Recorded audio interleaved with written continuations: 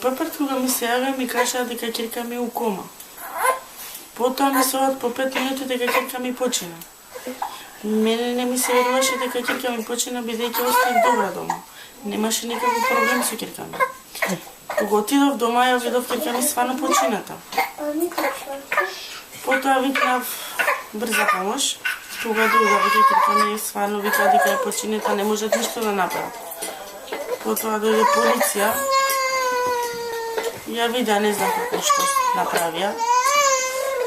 И ја зема, речеа дека ќе ја испитат, ќе видат како што се случи, кој како ја утепа. Отидов после мустуска медицина, праша во што почина ќерка ми. И они ми кажа дека многу е тепана у глава и у гради, и од тоа почина.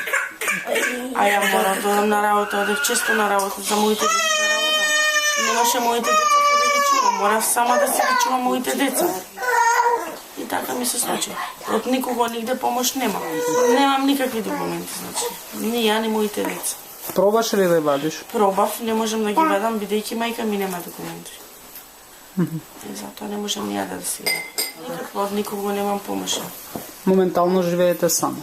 Моментално сум само. Со моите деца.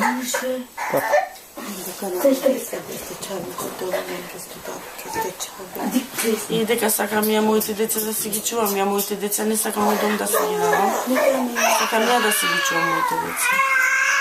Значи, ја не сакам да се случи така на мојата ќерка. Морав да работам, не знам дека тоа ќе се случи, зашто ја тие луѓе сум ги знаела. Сум живеела една недела кај них, еден месец скоро сум живеела. Не се случило ништо. Тоа ми се случи само за еден ден. Како што се случи, зашто не знам.